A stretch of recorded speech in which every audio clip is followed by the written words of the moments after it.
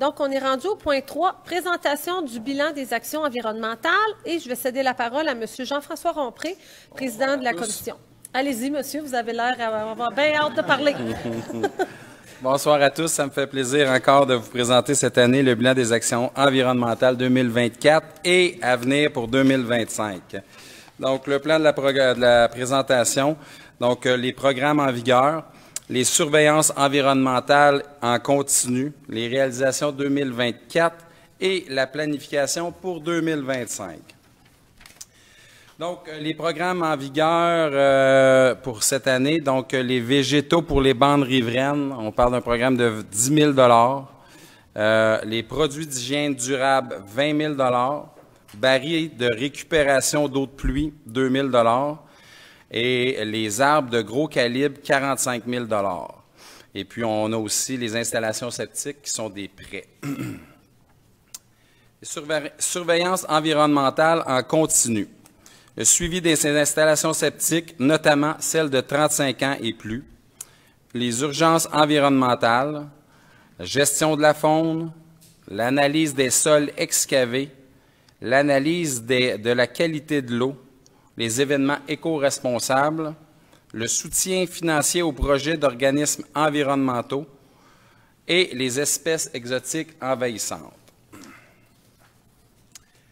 Réalisation 2024, plantation et renaturalisation. Donc, on a eu l'adoption de la politique de l'arbre, les inventaires des arbres publics, la plage des cantons, plus de 555 végétaux qui ont été plantés, l'éco-centre 6 arbres et l'espace Saint-Luc. Réalisation 2024 toujours en sensibilisation. Donc, on a les kiosques et agents de sensibilisation à la plage des cantons, le guide des bonnes pratiques de l'arbre, le guide de la gestion de l'eau, les conférences et fiches sur les analyses, les alternatives au gazon, les sondages sur les arbres remarquables. À noter aussi, peut-être, ce n'est pas dans le document, là, mais il y a 600 lettres qui ont été envoyées à des entreprises et des citoyens leur disant que leurs fournisseurs de services de traitement n'étaient plus autorisés à faire les traitements sur le territoire suite à l'utilisation de produits non tolérés ou non conformes sur notre territoire. S'il y a des gens qui voudraient avoir plus d'informations pour voir si la compagnie est autorisée à faire les traitements sur notre territoire, vous pouvez consulter là, les employés de la ville, là, appelez au service GO 843-3333. Les réalisations 2024, protection des milieux naturels, la suite du bilan sédimentaire du ruisseau Castle, 4 corvées de nettoyage de déchets dans les rives, l'éradication de la berce du Caucase et de la phragmite, le plan de protection de la source d'eau potable, les travaux au ruisseau Alger, laboratoire interne pour l'analyse de l'eau, diagnostic des bandes riveraines, qui sont des stages, diagnostic de l'eau de ruissellement, aussi des stages, et 50 inspections d'installations septiques de 30 ans et plus. Réalisation 2024, le bilan de la qualité de l'eau, donc le 1, les plages, analyse bactériologique hebdomadaire aux 2 plages, de mi-juin à la fin août, selon le protocole du ministère. Les actions par la Ville, reconduction du mandat d'effarouchage en 2025, formation des sauveteurs sur l'identification des cyanobactéries, laboratoire à l'interne, bande de contrôle la faune aviaire, la collecte d'escargots, sensibilisation et la mise en place d'un formulaire pour les cas de dermatite. Toujours dans le bilan de la qualité de l'eau, 2, la rivière Magog, donc 12 stations, 6 prélèvements, stations durant la saison estivale. Le constat, à l'entrée de l'embouchure de la rivière Magog, de l'entrée à l'embouchure, la qualité de l'eau potable, de l'eau de la rivière reste bonne. Certains tributaires plus problématiques, mais connus, et les actions visées, donc l'agriculture, les surverses, le golfe, les bandes riveraines, etc. Les actions de la Ville, amélioration des bandes riveraines, sensibilisation à une saine gestion de l'eau sur les propriétés privées, suivi des installations septiques, l'investigation du réseau, projet de l'usine des eaux usées et des interventions au golfe. Le 3, les tributaires, donc 7 stations, 5 prélèvements stations durant la saison estivale. Le constat, qualité généralement bonne, enjeux ciblés à certains secteurs, par exemple le phosphore ou les coliformes fécaux. Les actions de la Ville, toujours l'amélioration des bandes riveraines, sensibilisation à une saine gestion de l'eau sur les propriétés privées, suivi des installations septiques, le plan d'action pour le ruisseau Castle et les actions en milieu agricole. Réalisation 2024 en matière résiduelle. Donc, l'amélioration des équipements et affichage dans les bâtiments municipaux, appel d'offres pour les contrats de collecte, l'optimisation de l'espace réemploi, qui est maintenant la boîte à trouvailles à l'écocentre, l'augmentation des heures d'ouverture de l'écocentre, révision des modalités à l'accès de l'écocentre, mise à jour des ententes intermunicipales et le grand ménage, le ramassage des déchets sur les rues et espaces publics du territoire par les employés. L'évolution du tonnage des matières collectées. Donc là, il y a plusieurs chiffres, là, ceux qui vous pourrez consulter le document, mais on voit très bien que depuis 2020-2024, le tonnage qui va à l'enfouissement est en diminution. Le tonnage pour le compostage est en augmentation. Le recyclage, lui, se maintient, là, est en descente, probablement peut-être parce que là, il y a plus de gens qui vont à l'écocentre ou quoi que ce soit. Mais ce qui est important, c'est l'enfouissement qu'on veut détourner le plus possible de ce qui s'en va. Donc, une diminution de 2 % des déchets collectés, une augmentation de 5 % des matières organiques collectées. Cette amélioration a permis une économie de près de 15 000 $ en 2024, sans compter les impacts positifs sur l'environnement d'éviter l'enfouissement. Donc, l'évolution du tonnage a reçu à l'écocentre maintenant. Donc, encore, on voit ici le pourcentage de valorisé et non valorisé. De 2020, on a passé de 76 % à 84,61 %. Donc, c'est une année record pour l'écocentre. Une augmentation de 31 % de la quantité des matières apportées à l'écocentre, ce qui est quand même assez notable. L'amélioration de la performance de l'écocentre, marquée par une augmentation de 5 % du taux de matières envoyées vers des cas de valorisateurs. Cette amélioration a permis une économie de près de 50 000 $ en 2024 pour les contribuables. Matières résiduelles toujours, donc l'évolution de l'achalandage à l'écocentre a passé de 43 470 en augmentation tout le temps. Le 2020, 2021, 2022 ont été sensiblement pareils. Cette année, comme on disait, une année record, près de 71 000 visites à l'écocentre. Donc, une augmentation de 30 % de l'achalandage à l'écocentre, augmentation de 22 % des heures d'ouverture pour mieux répondre aux besoins de la communauté. Planification 2025. Donc, les plantations et renaturalisation. Plantation dans le parc industriel, plus d'une centaine d'arbres vont être plantés. Ça doit déjà être commencé. Distribution d'arbres aux citoyens. 406 arbres ont été distribués pour une valeur de 45 000 $, des arbres de gros calibre. Ça a été un succès. Renaturalisation de la bande de la rive au parc de la baie. Parcours des arbres remarquables et le plan de verdissement. La sensibilisation, maintenant. Kiosque des agents de sensibilisation à la plage des Cantons, la dermatite du baigneur, campagne de sensibilisation, lavage des embarcations, clôture et panneaux de sensibilisation sur la bande riveraine à la plage des Cantons. Protection des milieux naturels. Donc, un turbimètre, des MES, matières en suspension, dans le ruisseau Castle.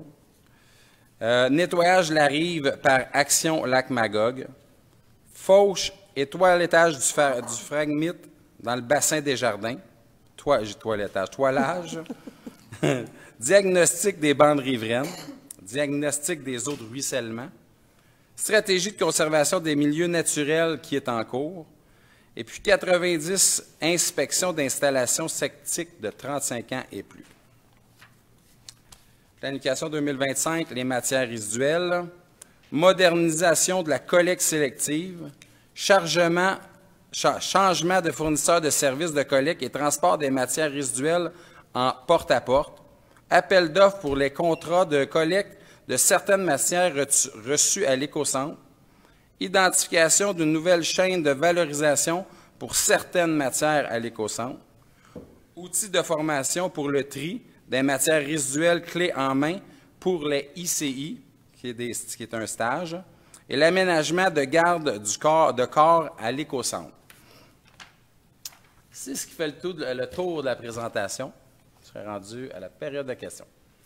Et merci beaucoup. Alors, pour les gens qui suivent les séances du Conseil depuis quelques années, dans le mandat-ci, ce qu'on veut, c'est quand même, au printemps, c'est quand même assez régulier que nous vous présentons justement on fait venir un des directeurs qui est là en soutien, puis on veut montrer quand même tout le travail qui se fait à l'interne. Alors, vous voyez que en environnement, bien qu'ils ont eu quand même une équipe réduite, parce qu'il y a eu un poste vacant qui est demeuré quand même assez longtemps, ils ont quand même complété plusieurs actions, puis on trouvait ça intéressant dans le contexte actuel de vous faire le bilan des actions. Alors, est-ce qu'il y a des questions sur ce qui vient d'être mentionné ici par M. Rompré? Si vous avez des questions, venez au micro, vous vous nommez, puis parlez dans le micro pour que les gens qui ne sont pas ici puissent vous entendre. Mon nom, c'est Pierre Morin. Je vous remercie pour toutes ces informations-là. Je vois que vous avez plein de choses à cœur. Et moi, de même, moi, c'est pour l'eau, la qualité de l'eau. Mais c'est la qualité de l'eau potable. J'ai étudié plus en biologie, puis c'est ça qui m'intéresse le plus. J'ai ici, c'est par rapport au système de filtration de l'eau que la ville de Magog a, et celle de Sherbrooke, c'est pareil. Moi, depuis 2013, je prends des échantillons et je les mets dans un pot, et puis je les fais évaporer lentement. Et j'ai commencé ça. C'est un accident, c'est qu'en 2013, parce que j'ai besoin de beaucoup d'eau. Est-ce que vous avez une question précisément en lien avec la présentation? Parce que si c'est plus d'ordre général, ça va être plutôt à la fin. Oui, ma question, c'est j'ai besoin d'aide, puis je veux savoir, vous avez annoncé plein d'aides de budget, et moi, j'ai besoin d'une aide spécifique pour aller à l'Université de Montréal, dans le département de recherche en chimie environnementale, et j'ai demandé à Madame la mairesse un petit bout d'échantillon de membrane. Je lui ai envoyé une lettre. Puis là, je voulais savoir, est-ce que je peux avoir de l'aide? Parce que là, il y a plein de choses qui motivent ça. Ici, là, j'ai 2 pages, en fait. Là, peut-être je peux vous répondre. C'est l'aide est-elle disponible de votre côté pour me fournir des petits bouts de membrane qu'on va comparer avec qu'est-ce qu'on peut trouver dans l'eau lorsqu'on l'évapore. Des résidus non identifiés, comme vous avez déjà reçu mes documents. Là. C'est ça. Je vous ai répondu cet après-midi là, à votre courriel. Je ne sais pas si vous l'avez vu. Non, j'ai pas vu. C'est ça. C'est pas. Vous nous l'avez. Vous avez déjà mentionné par rapport à la qualité de l'eau. Je vous rappelle que au niveau de la qualité de l'eau, au niveau des procédés en lien avec l'usine de filtration, c'est vraiment la compétence du ministère de l'Environnement. Puis nous, on suit les procédés qu'ils ont approuvé. Alors, c'est le cas avec notre usine de filtration. Oui. Puis là, justement, effectivement, la semaine dernière, vous avez demandé d'avoir des échantillons de membrane, mais nous, on ne peut pas, parce que si on retire la membrane, bien, la membrane, elle n'est plus utilisable. Donc, c'est des pertes de plusieurs milliers de dollars pour les citoyens, pour la ville de Magog. Alors, c'est ça. On n'a pas de membrane de plus pour dire Est-ce que je peux vous interrompre et vous demander quelque chose de très simple? Appelez votre fournisseur de membrane, la compagnie Paul. Eux autres, ils sont en rapport avec Asahi au Japon, qui fabrique ces membranes-là. Ils vont vous mettre dans une petite enveloppe un morceau qu'ils vont envoyer ici, gratos. Ça vous coûtera rien, mais il faut que vous le demandiez. Je comprends que moi, je peux pas faire ça, c'est pas moi la ville de Magog. Mais par contre, Sébastien Sauvé de l'Université de Montréal en chimie analytique et environnementale. Il m'a dit, Pierre, j'ai fini par trouver comment faire. Il dit, ça me prend un échantillon. Êtes-vous capable de me fournir un échantillon? Et ça va régler le cas, c'est fini. Je vous achalerai plus jamais. Ça fait 13 ans que je suis ça, ce dossier-là.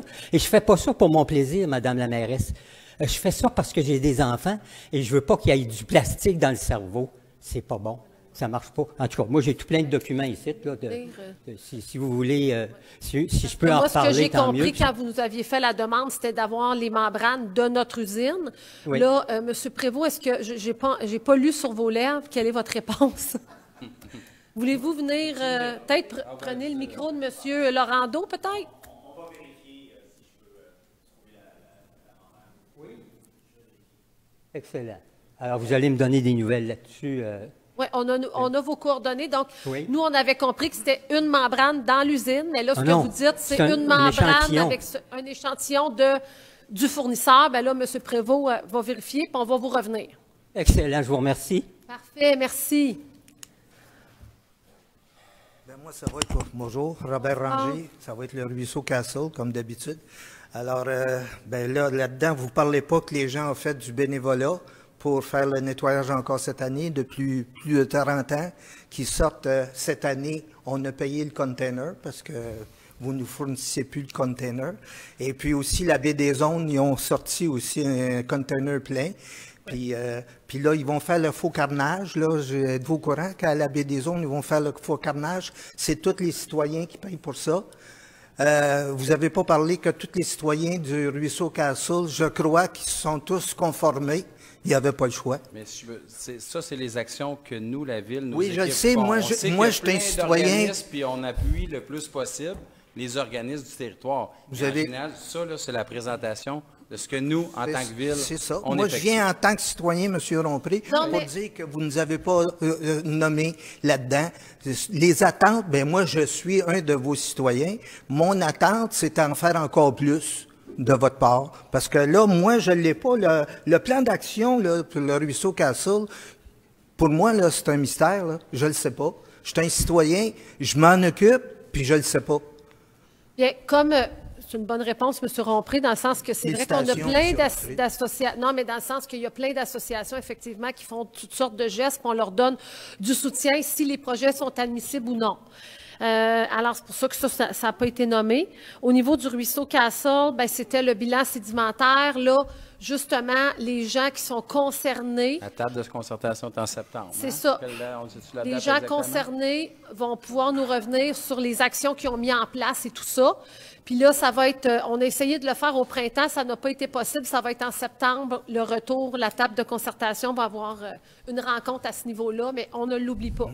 Bien, moi, je suis un citoyen. Je ne suis pas sur cette table-là, c'est la table de concertation. Puis je me demande pourquoi que cette année, depuis 30 ans, que la Ville fournissait un container, puis cette année, bien, vous ne le fournissiez pas. Pourquoi? Il me semble que c'est un très bon geste des citoyens de nettoyer le ruisseau. Parce qu'à un moment donné, ça finit plus non plus. Là. Il n'y a pas juste vous. Là. Quand ça commence, on pourrait faire le tour du lac. On a 3 lacs. Ouais. Il neige à chaque année, fait qu'à chaque année, on ne neigerait plus, je suppose. Je pourrais vous expliquer qu'effectivement, au niveau des supports aux associations, il y a quand même une analyse qui a été faite. Puis c'est sûr que au niveau aussi de la littérature, ben de justement brasser les fonds marins, d'enlever des déchets, certains vont dire qu'on dérange justement les habitats et tout ça. Donc, au niveau des embarques, ça, la Ville s'en occupe toujours, mais au niveau de que l'ensemble des citoyens payent pour des containers pour déplacer quelque chose qui, tu sais, brasser la faune marine. Bien, c'est pas nécessairement, ça fait pas l'unanimité qu'on dit que c'est des bonnes choses à faire. Ce qui fait en sorte que comme un arbre qui s'en va sur le lac, il faudrait pas l'enlever, c'est ça? Mais là, pardon? Un arbre qui flotte sur le ruisseau, il faudrait le laisser là? Parce que s'il passe, s'en va sur le lac, monsieur, je sais pas, M. Prévost. On a eu, est-ce que vous avez des choses à... C'est ça. C'est correct, je vous remercie beaucoup. Donc, c'est ça. Comme effectivement, ce que je vous mentionnais, que ce n'est pas toujours, justement, c'est mieux de laisser tel quel. Ben, c'est pour ça qu'à un moment donné, il y a des supports qu'on ne donne plus. Là. Bonsoir, Bonsoir. Alain Albert. Merci pour la présentation. J'ai 2 questions. C'était quoi le budget au niveau des actions environnementales 2024? On a dépensé combien? C'est quoi le budget 2025? Ça, Maximum faudrait. 300, c'est autour de 300 000. On a augmenté l'enveloppe. On a passé de 2 à 300 000, si je ne me trompe pas, dans les dernières années, puis maximum 300 000. C'était Mais 300 000 en 24? Oui. Puis on a dépensé combien? Mais ça, faudrait qu'on Faudrait vous avoir revienne, hein, précis, monsieur. mais c'est autour de ça. Là. Tu sais, peut-être plus ou moins quelques milliers de dollars, là, mais l'enveloppe, c'est 300 000, on est à puis on l'intérieur a du pas, budget. on a Puis pas pour mal 2025, on c'est est encore à 300 000. Ouais. Parfait, merci. Est-ce que cette réponse-là, c'est correct, M. Prévost? En tout cas, si c'est pas ça, on vous reviendra. Bonsoir. Parfait. Michel Raymond. Vous avez dit que pour la dermatite, vous faites des tests, vous analysez ça de façon locale, c'est ça? Oui. Combien de temps ça prend pour avoir des résultats? Maintenant, c'est 2 jours. Des fois moins que ça. Avant, c'était plus d'une semaine. On envoyait ça en laboratoire à Montréal, puis c'était rendu très compliqué. Donc, on pouvait fermer la plage pendant une semaine, avoir des résultats. Maintenant, maximum 2 jours, on aurait les résultats. Oui, parce que c'est assez de valeur des fois de voir ça à Radio-Canada, là. Quand il y avait Effectivement. une chance de pogner Magog, Ah, ils aiment bien ça. c'est dermatite. Puis c'est sûr que cette année, avec justement notre contrat d'effarouchage qu'on a été capable, l'année passée, ça a apparu avec la dermatite qu'on n'avait pas. Parce que veut pas, là, un animal, là, justement, il peut faire peur aux oiseaux. Donc, cette année, on pense qu'on va en avoir moins. L'année passée, on a eu plus de cas de dermatite que les années précédentes, là. D'accord. Concernant les bateaux sur le lac, je me suis tout le temps demandé, parce qu'on appelle ça une Québec Valve, vous connaissez-vous ça? C'est pour les bateaux, la Québec Valve. La Québec Valve, Pas du tout. Oui, c'est-à-dire au lac Champlain, ça fait partie du lac Champlain. Comme les bateaux, je ne parle pas d'une chaloupe, là, on envoie des beaux bateaux qui se promènent sur le lac. Qu'est-ce qu'ils font avec leur faux septique? C'est-tu direct dans. Y a-t-il une forme de contrôle quelconque? il y a au bout du quai McPherson, Oui. il y a un endroit où les gens peuvent Pour justement vidanger. aller décharger. Mais Oui. Est-ce que vous avez un contrôle dessus? Est-ce qu'ils sont obligés de le faire une fois par année ou ils passent en avant puis ils le font pas? Ou ben non, c'est plus rapide d'enlever la valve puis ploc, ça va dans le lac? Ben moi, je connais un peu les bateaux, là, puis Oui, je sais. des nouveaux bateaux, j'ai jamais vu maintenant qu'il y a une valve que direct que tu vides. Tu es obligé, il y a la place de vidange, puis le vidange est obligé. Puis si ça se fait pas par succion, il n'y a pas moyen de sortir, c'est rendu des fosses scellées dans le bateau. Il n'y a pas un bouchon parce que sinon, ça va couler direct parce que c'est pas non plus dans le fibre de verre, dans le coque du bateau. Donc, puis je connais beaucoup de monde. Il n'y a personne qui. Moi, tout le monde va tout le temps, dépendamment de l'utilisation du bateau. Il y a des gens qui peuvent faire la saison complète avec le réservoir. Mais en général, les odeurs toutes, il y a des produits qui se mettent dedans pour éliminer les odeurs. En général, les gens vont aux 2-3 semaines faire leur vidange, soit dans les marinas privés, ou nous, on offre le service aussi au quai McPherson gratuitement. OK, mais il n'y a, Mais pas de contrôle comme C'est vrai tel. que c'est pas si simple que ça. Tu es obligé de le faire, mais comment on peut réussir à prendre les gens qui seraient mal intentionnés? Bien, c'est comme ça sur tous les lacs, c'est pas évident, là. D'après ce que je comprends, c'est que les bateaux modernes, ça n'existe plus, la Québec Valve. Mais C'est comme dans le temps, maintenant, les installations septiques, dans le temps de mon grand-père, je veux dire, il allait directement dans le lac. Aujourd'hui, on ne voit plus ça. Tu sais, là. OK. Parce que les gens sont assez sensibilisés, puis ça me surprend. Écoute, on n'est pas à l'abri de rien, mais ça me surprendrait beaucoup que ça se fasse encore. OK, toujours dans l'inspection de la dermatite, ça se fait-tu le matin ou ça fait après que les... Parce que les gens, quand ils se baignent, là, ça remonte. Là, c'est quand c'est fait, ça, Les analyses de l'eau? Oui. Sûrement que les analyses sont prises le matin, là, tu sais, mais regarde, l'analyse va être faite dans la journée, quoi que ce soit. Fait que, c'est le temps que l'analyse soit faite, qu'on ait les résultats. Si la dermatite est là, ben, je veux dire, on est 1 ou 2 journées que les gens vont se baigner dans la dermatite, le temps qu'on ait l'analyse puis les résultats de l'eau. Suite à ça, ben là, on va en refaire une analyse jusqu'à temps qu'on soit certain qu'il n'y a plus de dermatite dans l'eau. Puis après ça, les gens, là, on rouvre la plage, puis les gens Mais sont... je rappelle que la dermatite, c'est pas un problème au niveau de la qualité de l'eau. C'est pas dangereux. C'est dangereux pour l'image. C'est dangereux pour la personne. Tu sais, c'est pas le fun. Ça là, fait c'est des comme petits piqûres. boutons rouges, puis ça part après 2-3 Mais vous jours. savez, c'est quoi qui est en dessous du petit bouton rouge? Oui, oui. Bien, expliquez-nous donc ça, monsieur. Voulez-vous faire éduquer la population? Expliquez c'est Non, quoi? J'ai tout le temps été curieux. Merci. Non, mais c'est vrai que c'est pas très agréable à lire. C'est quoi cette petite bébite-là qui nous pique?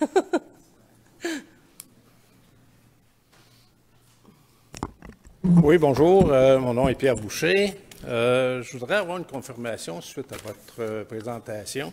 J'ai un ami qui a reçu une lettre dernièrement de la Ville, datée du 9 juin, concernant l'usage de pesticides sur son c'est ce que terrain. j'ai mentionné, oui. Est-ce que ceux qui ont reçu cette lettre-là, est-ce que c'est parce que, comme vous avez mentionné, l'entrepreneur utilisait... L'année d'avant, c'est qu'on fait... Pas nécessairement. Pas nécessairement. Pas nécessairement. C'est tout le monde qu'on sait qui ont utilisé des services, exactement. Donc, si on veut s'assurer de voir si l'entrepreneur, si c'est un nouvel entrepreneur, de contacter les équipes de Magog pour dire qui s'occupe de faire votre service cette année, si c'est permis qu'il fasse le traitement cette année aussi. Est-ce qu'il y aurait moyen de pouvoir déjà identifier? Les autres, je pense pas, nous, là, on c'est ne trop peut complexe. pas, parce qu'on ne voudrait pas avoir l'air de nommer, dénoncer au niveau de la réputation, tout ça. Mais il y a quand même 2 compagnies sur le territoire qui, cette année, leur permis n'a pas été renouvelé. Alors, c'est pour ça que les lettres ont été envoyées, parce que quand on a un rapport de l'année précédente, on a toujours les adresses de tous les citoyens de Magog qui font affaire avec une firme qui fait le traitement de pelouse. Fait qu'on a juste les équipes, ce qu'ils ont fait, c'est qu'ils ont écrit une lettre à tous les citoyens qui font faire un traitement de pelouse, en rappelant que c'est important qu'il y a des règles, puis peut-être s'assurer avec leurs entrepreneurs qu'eux sont dans les normes au niveau de la ville. Puis si vous voulez savoir s'il est dans les normes, appelez au service Go, puis on va vous dire si votre compagnie, elle est dans les normes. Vous comprenez? Le ministère de l'Environnement n'a pas déjà contrôlé et réglementé qu'est-ce qui peut être utilisé ou pas, là. Comment se fait-il, qu'on aurait un ou 2 entrepreneurs? Je pense que c'est vraiment municipal, hein, M. Prévost. Est-ce qu'il y a quelque chose au niveau provincial?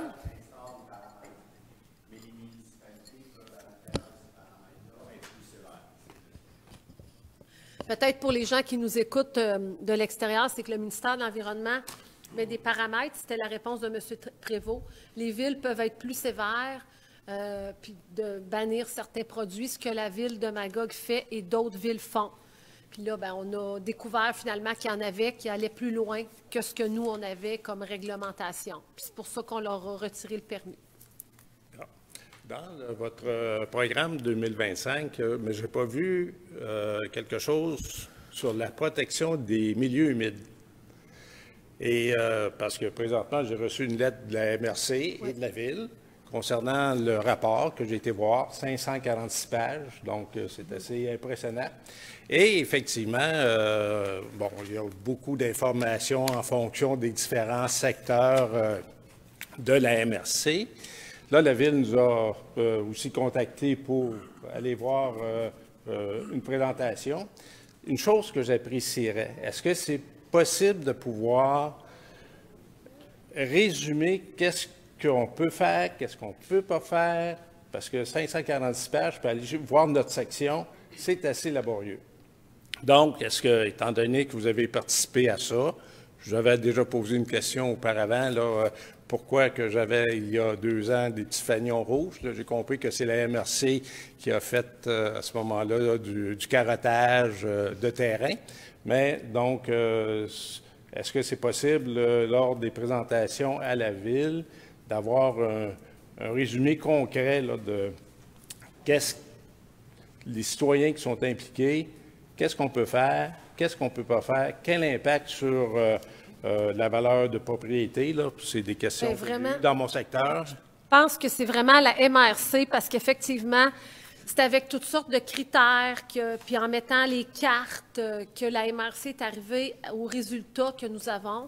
Puis il y a 3 types. Il y a protection. Donc, protection, ça veut dire que tu ne peux plus rien faire, tu ne peux pas traverser le milieu humide et il y a une zone autour aussi qui protège ce milieu humide-là. Donc ça, c'est sûr que les gens touchés ne pourront pas ériger quoi que ce soit là-dessus. Il y a utilisation durable. Donc, ça veut dire que certains travaux sont permis parce que le milieu humide, bien, c'est un milieu humide qui est de moins grand intérêt. Puis l'autre, c'est non priorisé. Ça veut dire que oui, il y a un milieu humide qui existe, mais il a tellement une faible valeur que, dans le fond, on ne va pas vous mettre de restrictions. Puis c'est la MRC qui va, tu sais, je vous invite vraiment, parce que comment ça fonctionne au niveau des règles, c'est un peu comme au niveau des règles urbanistiques. Il y a le schéma d'aménagement au niveau de la MRC, puis ça donne un petit peu, comme M. Prévost l'a dit tantôt, des grands paramètres, puis les règlements plus pointus, bien, c'est le plan d'urbanisme. C'est la même chose avec les milieux humides. Donc, la MRC, il va avec des paramètres, puis là, nous, quand on va terminer, parce que là, avec justement le manque de personnel qu'on a eu dans les derniers mois, on aurait voulu compléter notre plan de conservation des milieux naturels. Donc, c'était s'arrimer avec ces données-là de la MRC, puis les rendre un peu plus pointues, puis les mettre dans des règlements. On n'a pas eu le temps de le finir. Ça va être finalisé soit à la fin 2026 ou au printemps 2025 ou au printemps 2026. Est-ce que ma réponse est complète, M. Prévost? C'est ça. Mais pourquoi la Ville nous invite? Il y a 2 séances, une au mois de juin puis une en juillet. C'est la MRC. C'est pas la Ville qui vous a invité, c'est la MRC Memphremagog. J'ai eu deux lettres. MRC et... Ah, mais la Ville est obligée de vous inviter. C'est pas simple, là. C'est que les règles au niveau du gouvernement, le projet, comme je vous ai expliqué, c'est un projet MRC. La MRC est obligée de vous envoyer une lettre, puis la Ville est obligée de vous envoyer la même lettre, vous référant à la soirée d'information de la MRC. Je sais que c'est pas facile d'y comprendre, mais c'est vraiment... c'est les mêmes soirées d'information, ce sont les mêmes soirées, puis c'est vraiment la MRC qui va répondre à vos questions. Mais je vous comprends que c'est pas si simple. C'est loin d'être simple. C'est comme le 546 pages que j'ai passé au travers. Pas facile. Merci. Est-ce qu'il y a d'autres questions en lien avec cette présentation? Ça va? Bien, merci beaucoup, M. Rompré. Voulez-vous dire quelque chose? Non, rien sur Internet, pas de questions. Ah, c'est vrai. Merci beaucoup, M. Prévost. Bonne soirée, puis merci à votre équipe pour le bon travail. Petite équipe quand même qui a fait quand même des belles choses, parce que je sais qu'on a eu des questions, mais vous voyez qu'il y a des belles actions qui se font.